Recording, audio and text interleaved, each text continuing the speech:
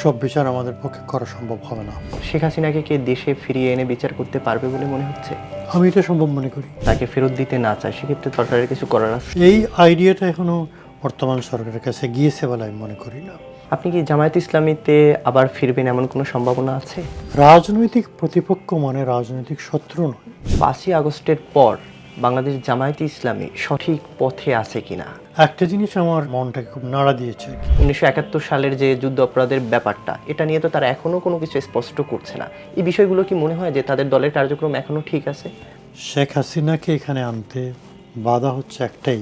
মানব জমিনের বিশেষ সাক্ষাৎকার অনুষ্ঠানে আপনাদের সকলকে স্বাগত জানাচ্ছি। আমি মারুফ হাসান। আজ আমার সঙ্গে রয়েছেন বাংলাদেশ সুপ্রিম কোর্টের সিনিয়র আইনজীবী ব্যারিস্টার আব্দুর রাজ্জাক। আপনাকে স্বাগত জানাচ্ছি। কেমন আছেন? ধন্যবাদ, আমি ভালো আছি। দীর্ঘদিন পর বাংলাদেশে ফিরলেন, অনুভূতিটা কি? ভীষণ ভালো লাগছে। দেশকে খুবই মিস করেছি 11 বছর। দেহটা ছিল বিদেশে, মনটা ছিল দেশে। দেশকে এতটা মিস করতাম যে দেশের মানুষ পেলে ওদের সাথে নিজে যেই কথা বলতাম। দেশ ছেড়ে কেন যেতে হয়েছিল আপনাকে? দেশ ছেড়ে যেতে হয়েছিল এই কারণে, ফেব্রুয়ারি 2009 সালে বিডিআর কিলিং হয়। তখনকার সরকার মার্চ 2009 সালে আমাকে 57 জন আর্মি অফিসার হত্যার সাথে জড়িত করার চেষ্টা করে। 2010 সালে যখন তথাকথিত যুদ্ধ অপরাধের বিচার শুরু হয় এবং আমি যখন কেসটা নিলাম, তখন বলতে গেলে 24 ঘন্টাই ডিবি পুলিশ আমার পিছনে থাকতো। 2013 সালে 13ই ডিসেম্বর আব্দুল কাদের মোল্লার ফাঁসি হলো। অপোজিশন ইলেকশন বয়কট করেছে, যেটা জানুয়ারি মাসে হলো 2014 সালে। কোর্ট বন্ধ। খবর আসলো যে আমার বাসায় থাকা চলবে না, সব কিছুই বন্ধ। 2 সপ্তাহের জন্য একটু ইংল্যান্ড ঘুরে আসি। 18 তারিখে লন্ডনে যে পৌঁছলাম। 18 তারিখ দুপুরে আমি খবর পেলাম যে আমার বিরুদ্ধে মামলা হয়েছে। আমি ঢাকা রাস্তায় ছিলাম, তখন আমি প্লেনে, আমি ঢাকা রাস্তায় ছিলাম এবং আমি পুলিশের উপরে বোম ছুড়েছি। এরপরে প্রথমবারের মতো পুলিশ আমার বাসায় আসে 18 বা 19 তারিখে। এর কিছুদিন পরে 2টা সোর্স থেকে আমি খবর পেলাম। একটা হচ্ছে রাজনৈতিক সূত্র, আরটা হচ্ছে কূটনৈতিক সূত্র। রাজনৈতিক সূত্রে আওয়ামী লীগের একজন প্রেসিডিয়াম সদস্য কাউকে বলেছেন যে নেত্রী আমাদেরকে এখন গো অ্যাহেড দিয়েছে, গ্রিন সিগন্যাল দিয়েছে, সবুজ সংকেত দিয়েছে, আমরা যেন তাকে অ্যারেস্ট করি এবং ওয়ার ক্রাইমে তাকে ট্রাই করি। এই খবরটাকে ডিপ্লোম্যাটিক সোর্স থেকে, কূটনৈতিক সূত্র থেকেও জানতে পারলাম আর কি। তারপরে তো আর বাংলাদেশে আমার আশা হলো না। 11 বছর বাংলাদেশে। আইসিটি কোর্ট বা আন্তর্জাতিক অপরাধ ট্রাইব্যুনালে যাদেরকে বিচার করা হয়েছে তাদের বলা হচ্ছে অনেকের উপরে ইনজাস্টিস হয়েছে। এক্ষেত্রে কি এটা কি পুনরায় কোনো বিচার করার কোনো পসিবিলিটি বা সম্ভাবনা বা কোনো পথ আছে কি না? প্রথম কথা হলো, তাদের উপরে যে অবিচার করা হয়েছে, বিচারের নামে অবিচার করা হয়েছে, এতে কোনো সন্দেহ নেই। ইন্টারন্যাশনাল কমিউনিটি, আন্তর্জাতিক সম্প্রদায়, যেমন human rights watch, amnesty international, UK bar association, সবাই এবং আরও অনেকেই এক বাক্যে বলেছে যে আইনেই তাদের বিচার করা হচ্ছে সেই আইন আন্তর্জাতিক মানদণ্ডের অনেক অনেক নিচে। 1 নম্বর। 2 নম্বর হচ্ছে স্কাইপ কেলেঙ্কারি হয়েছে। বিচার শেষ হওয়ার আগে বিচারের রায় লেখা হয়েছে। স্কাইপ কেলেঙ্কারিতে আমরা জানতে পেরেছি তদানীন্তন প্রধান বিচারপতি বলেছেন আপনি কয়েকটাকে ফাঁসি দেন, ফাঁসি দিয়ে আপনি চলে আসেন। এগুলো তো নতুন কিছু নয়। সুতরাং বিচারের নামে যে অবিচার করা হয়েছে এটা সন্দেহাতীত, এটা রিওপেন হওয়া উচিত। এই যে 6 জনকে ফাঁসি দেওয়া হয়েছে এদেরকে আমরা ফেরত পাবো না, কিন্তু এইটা যারা বিবেকবান মানুষ আছেন বাংলাদেশের সবার উচিত এর জন্য চেষ্টা করা। এখন প্রশ্ন হচ্ছে কীভাবে হতে পারে। এটা হচ্ছে আমাদের আইসিটি আইনটাকে পরিবর্তন করে এই বিধানটা দেওয়া উচিত। অ্যাপিলেট ডিভিশনে যাদের ফাইনাল বিচার হয়েছে, যে অ্যাপিলেট ডিভিশন এটাকে রিওপেন করে দেখতে পারে। নজির আছে দুনিয়াতে। 1974 1974 সাল ব্রিটেনের বার্মিংহামে পাব বম্বিং হয়েছিল। কিছু মানুষকে অভিযুক্ত করা হয়েছিল, তাদেরকে শাস্তি দেওয়া হয়েছিল। 2003 সালে এসে ওই দেশের মৃত্যুদণ্ড নাই, সালে এসে কিছু সাক্ষ্য প্রমাণ আসলো যে যে সমস্ত সাক্ষ্য প্রমাণের ভিত্তিতে তাদেরকে কনভিক্টেড করা হয়েছে, অভিযুক্ত করে তাদেরকে দোষী সাব্যস্ত করা হয়েছে, এগুলো সঠিক ছিল না। সুতরাং এটা দুনিয়ার অনেক দেশে এই সমস্ত ঘটনা হয়েছে, এটা করা উচিত। এবং আমি অন্তর্বর্তীকালীন সরকারকে এজ এ হাম্বল সিটিজেন, একজন সাধারণ ব্যক্তি হিসাবে, একজন সাধারণ নাগরিক হিসাবে অনুরোধ করব যে এই আইনটার পরিবর্তন করা উচিত, যাতে করে আমরা এই হিস্টোরিক ইনজাস্টিস, ঐতিহাসিক অবিচারের জন্য একটা সুবিচার পাওয়ার ব্যবস্থা করতে পারি। দেখেন, যাদের পিতা, যাদের স্বামী তারা হারিয়েছেন, ওদেরকে পাবেন না, কিন্তু তাদের উপরে যে একটা স্টিগমা লেগেছে, যুদ্ধ অপরাধীর ছেলে, যুদ্ধ অপরাধীর মেয়ে, যুদ্ধ অপরাধীর স্ত্রী, যুদ্ধ অপরাধীর ভাই, এটা গোছানো জাতির দায়িত্ব। এটা কি এই আইন সংস্কার ছাড়া কোনোভাবে সম্ভব না? আইনের বিধানকে সংস্কার না করে কোনো সুযোগ নয়। কারণ হচ্ছে প্রত্যেকটা জিনিসের জন্য আমরা আইনজীবীরা কোর্টে যাই, আইনের শাসনের কথা বলি, কিন্তু আমাদের জাজরা বলে আমাকে আইন দেখান, কোন আইনে আপনার বিচার করব। সুতরাং এখানে যুদ্ধাপরাধীদের বিচার করার সুযোগ আছে, কিন্তু যাদের বিচার হয়ে গেছে তাদের বিচারটা আবার রিওপেন করা, নতুন করে বিচার করার কোনো বিধান আমাদের কোনো আইনে নাই, আমাদের সিআরপিসিতে নাই, আমাদের অন্য কোনো আইনে নাই। সুতরাং নতুন আইনের প্রয়োজন, সেটা করা উচিত। এটা কি বর্তমান সরকার করবে বলে মনে হয়, বা যারা এই ফ্যামিলির ভিকটিম আছেন তারা কি করবেন? তারা তো করতে পারবেন না, তারা বর্তমান সরকারের কাছে আবেদন করতে পারেন।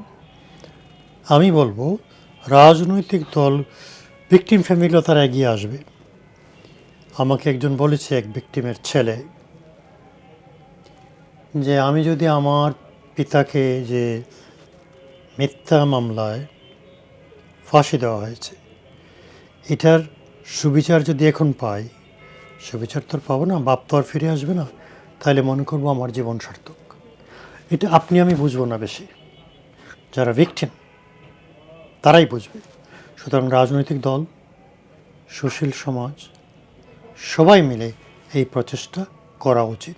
এটা এই জন্য করা উচিত যে বিগত সরকার যে কত বড় অন্যায় করেছে, এটা একটা প্রকৃষ্ট প্রমাণ হচ্ছে বিচার বিভাগকে নিজেদের হাতে নিয়ে যা ইচ্ছা চাই তারা করেছে।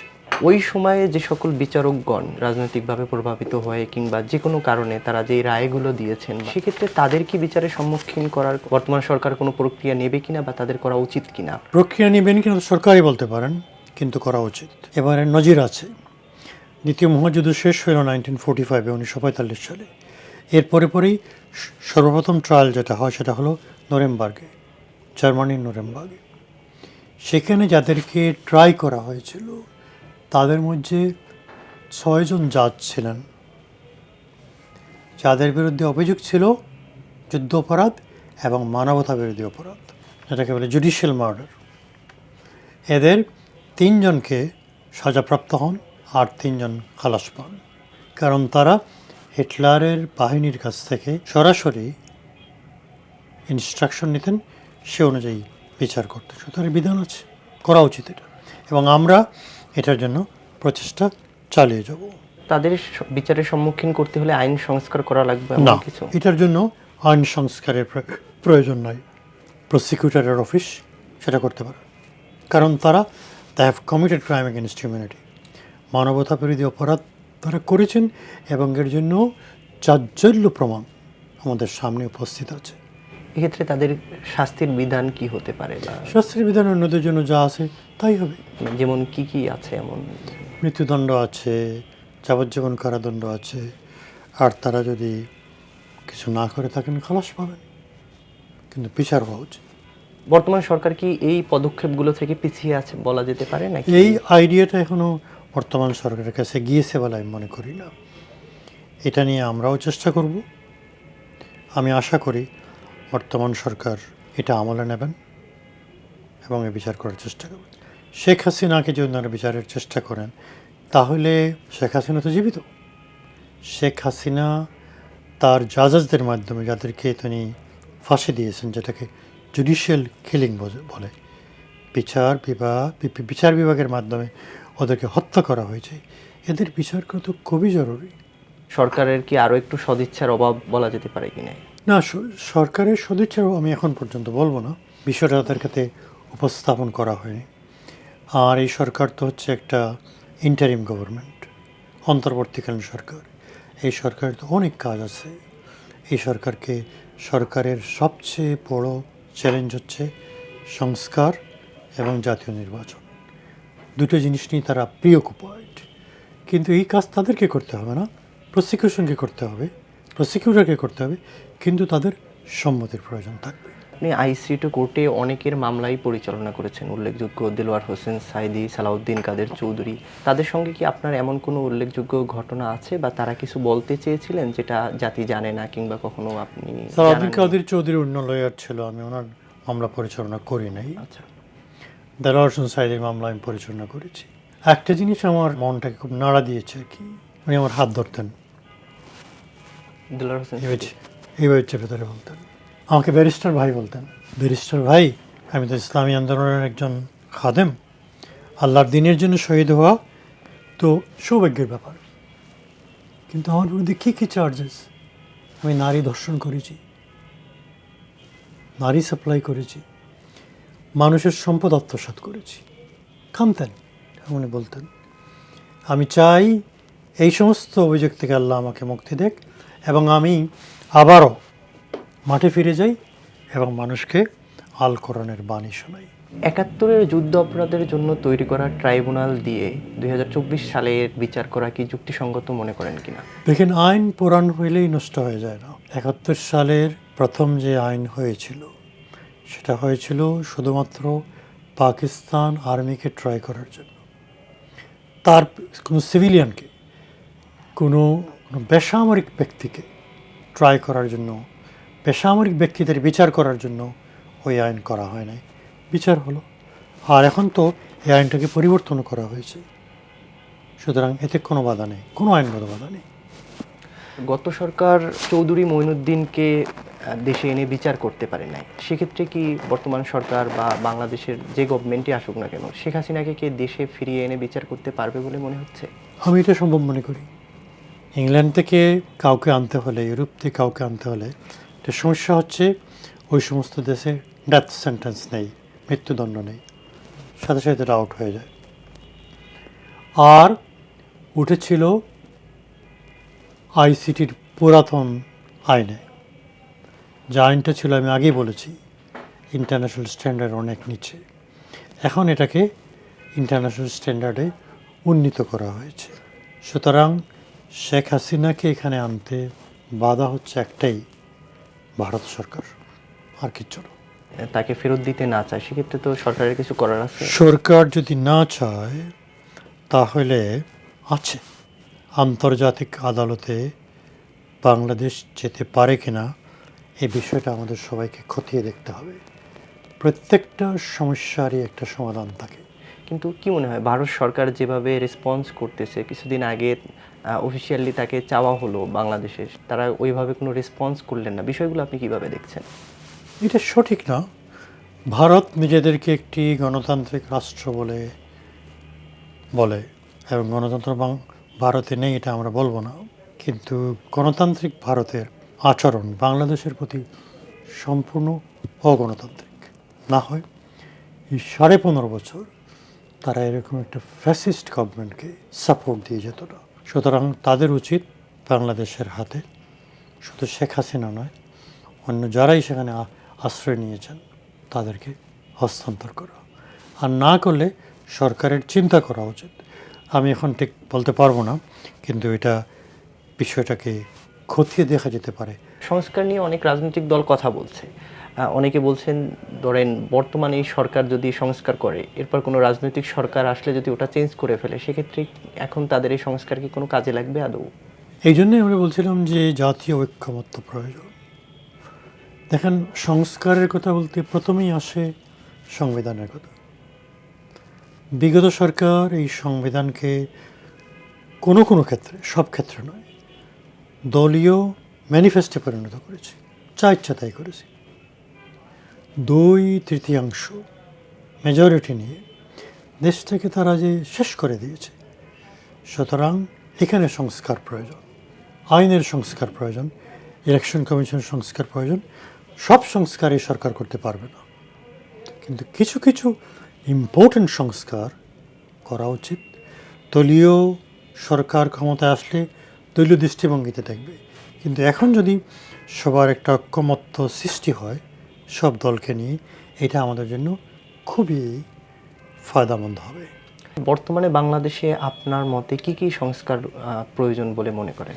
যেমন মনে করেন যে প্রধানমন্ত্রীকে যে ক্ষমতা দেওয়া হয়েছে সেটা রোমান সম্রাটের ক্ষমতার চাইতে বেশি, 1 নম্বর। 2 নম্বর হচ্ছে 2/3 মেজরিটি, আপনি যা ইচ্ছা তাই করতে পারেন। অথচ দুনিয়ার সব জায়গায় যখনই কোনো ইম্পর্টেন্ট ডিসিশন নিতে হয় তখনই তারা গণভোটে যায়। ইংল্যান্ডকে বলা হয় গণতন্ত্রের সূতিকাগার। স্কটল্যান্ড স্বাধীন হবে কিনা, ইউরোপীয় ইউনিয়ন থেকে ব্রিটেন বেরিয়ে আসবে কিনা, এই সিদ্ধান্ত পার্লামেন্ট নেয়নি। যাতে বলা হয় ব্রিটিশ পার্লামেন্ট হচ্ছে সবচেয়ে শক্তিশালী পার্লামেন্ট, তারা জনমত যাচাই করেছে। তো এখানে জনমত যাচাইয়ের সুযোগ কোথায়? নাই। সুতরাং এমন কিছু জিনিস মধ্যে আনতে হবে যেগুলো বলতে হবে যে জনমত যাচাই ছাড়া এগুলোকে, সংবিধানকে সংশোধন করা যাবে না। আপনি বাংলাদেশ জামায়াত ইসলামী থেকে 2019 সালে পদত্যাগ করেছেন, পরবর্তীতে এবি পার্টিতে যোগ দিয়েছিলেন এবং এবি পার্টি থেকেও সর্বশেষ আপনি পদত্যাগ করেছেন। এবি পার্টিতে আমি যোগ দিয়েছি বলা যাবে না। আমি এবি পার্টির উপদেষ্টা ছিলাম, প্রধান উপদেষ্টা ছিলাম। উপদেষ্টা তো আপনারা জানেন বিএনপির অনেক উপদেষ্টা আছে, অন্যান্য পলিটিক্যাল পার্টির অনেক উপদেষ্টা আছে। আমার সাথে কিছু মৌলিক ব্যাপারে ওনাদের মতপার্থক্য হয়েছে, ওটা আমি আলোচনা করতে চাচ্ছি না, ওই কারণে আমি এবি পার্টিতে নাই। আপনি কি জামায়াত ইসলামীতে আবার ফিরবেন এমন কোনো সম্ভাবনা আছে? আমি একজন কোর্টরুম ব্যারিস্টার, আইন অঙ্গনে থেকেই দেশ এবং জাতির খেদমত করতে চাই। তার মানে জামায়াত ইসলামীতে ফেরার কোনো ইচ্ছা নেই? আইনাঙ্গনে থেকেই আমি দেশ এবং জাতির খেদমত করতে চাই। তাহলে আপনি আর রাজনীতিতে ফিরছেন না বলা যেতে পারে। আমি ওই প্রশ্নের জবাব আর রিপিট করছি না। বাংলাদেশের রাজনীতিটা কেমন হওয়া উচিত বলে আপনি মনে করেন? দেখেন, রাসূলুল্লাহ সাল্লাল্লাহু আলাইহি ওয়াসাল্লাম একটা কথা আছে, সাইয়্যিদুল কওমে খাদিমুহুম, যারা সমাজের নেতা হবে তারা হবে সমাজের সেবক। এই একটা জিনিস রাজনীতিবিদদের নিশ্চয়তা প্রদান করা উচিত। আর 2 নম্বরে যেটা হচ্ছে ট্রান্সপারেন্সি অ্যান্ড অ্যাকাউন্টেবিলিটি, স্বচ্ছতা এবং জবাবদিহিতা, দেশপ্রেম এবং জবাবদিহিতা, এই দুটো জিনিস যদি রাজনীতিবিদরা প্র্যাকটিস করতে পারেন, এদেশের রাজনীতির গুণগত পরিবর্তন হবে। আর একটা কথা বলে আমি শেষ করি, সেটা হচ্ছে এই রাজনৈতিক প্রতিপক্ষ মানে রাজনৈতিক শত্রু নয়, কিন্তু এখন তো রাজনৈতিক প্রতিপক্ষ রাজনৈতিক শত্রুতায় পরিণত হয়েছে। আমরা চাই না যে আমার রাজনৈতিক বন্ধু নাজেহাল হোক। জুলাই আগস্টের গণহত্যার যে ব্যাপারটা, এখানে যে মামলার এজাহারগুলো খুব ভালোভাবে দেয়া হচ্ছে না বা করা হচ্ছে না, এছাড়া বিচারের ওইভাবে কোনো দৃশ্যমান প্রক্রিয়া এখনও অনেকে বলছেন যে ওইভাবে দেখছেন না তারা, এক্ষেত্রে এটা দ্রুত মানে স্বচ্ছভাবে করার উপায়টা কি বলে মনে করেন? যেখানে বিচার যেখানে হয় খুব দ্রুত করা মুশকিল, একমাত্র মিলিটারি কোর্ট ছাড়া। একজন যোগ্য প্রসিকিউটর আছেন, চিফ প্রসিকিউটর, আমরা আশা করি যে তিনি সেগুলোকে দেখবেন। একটা কথা আমি বলতে চাই, এত মানুষের বিচার, সব বিচার আমাদের পক্ষে করা সম্ভব হবে না। বড় বড় অপরাধী যারা ছিল ওদের বিচার করে বাকিগুলো সাউথ আফ্রিকার মতো ট্রুথ অ্যান্ড রিকনসিলিয়েশন কমিশন করা যায় কিনা সেটা সরকার চিন্তা করতে পারে। কারণ জামায়াত ইসলামী নেতৃবৃন্দকে 10 সালে ধরে নিয়ে গেল, ফাঁসি হতে হতে আপনার 16 সাল লেগে গেল, 6 মাস, 6 বছর। সুতরাং এখানে 6 বছর না লাগলেও তো সময় তো লাগবে। এবং একটা কথা আছে, জাস্টিস হারিড ইজ জাস্টিস বারিড। আপনি যদি খুব তাড়াতাড়ি বিচার করতে চান তাহলে আপনার বিচার কার্য সঠিক হবে না। সুতরাং আমার ব্যক্তিগত মতামত হচ্ছে সব বিচার আমরা শেষ করতে পারবো না। যারা বিরাট বিরাট অন্যায় করেছে ওগুলোকে করে বাকিগুলোকে দক্ষিণ আফ্রিকার মতো সাউথ রিকনসিলিয়েশন কমিশন করা যায় কি না, করতে হবে এটা আমি বলছি না, সরকারের বিবেচনা করা উচিত। 5ই আগস্টের পর বাংলাদেশ জামায়াতে ইসলামী সঠিক পথে আছে কিনা আপনি কি বলবেন? দেখেন, জামাত ইসলামী তো পার্টিকুলারলি জামায়াতের আমির তো পত্রপত্রিকাতে অনেক ইন্টারভিউ দিয়ে বেড়াচ্ছেন। 5ই আগস্টের আগে তাদের একটা ভূমিকা ছিল, তাদের ছাত্র সংগঠন ইসলামী ছাত্র শিবিরের একটা ভূমিকা ছিল। জামাত ইসলামী বেশ প্রাজ্ঞ লোকজন আছেন, অভিজ্ঞ লোকজন আছেন, তারা ভালোই করছেন বলে আমার কাছে মনে হয়। মানে আপনি যে অভিযোগগুলো দিয়ে পদত্যাগ করেছিলেন, এইগুলো কি তারা করতে পারতো কিনা? বিশেষ করে 1971 সালের যে যুদ্ধ অপরাধের ব্যাপারটা, এটা নিয়ে তো তারা এখনো কোনো কিছু স্পষ্ট করছে না। এই বিষয়গুলো কি মনে হয় যে তাদের দলের কার্যক্রম এখনো ঠিক আছে বা তারা সঠিক পথে রয়েছে? আমার বক্তব্য তো আমি দিয়েছি, ওনারা সেটা শুনেছেন, দেখেছেন। না, মানে এবং আমি সাবেক নেতা হিসেবে বলছি না, জাস্ট একজন দেশের নাগরিক হিসেবে কি মনে হয় এখন কি তারা সঠিক পথে আছে কিনা জামাত ইসলামী? না, আমি সেটারই জবাব দিচ্ছি। জামাত ইসলামীর বর্তমান ভূমিকাকে আমি ভালো বলেই দেখছি। ভবিষ্যতে ওনারা কী করবেন সেটা ওনাদের ব্যাপার। অনেক অনেক ধন্যবাদ স্যার। আপনাদেরকে ধন্যবাদ, মানব জমিনকে অশেষ ধন্যবাদ।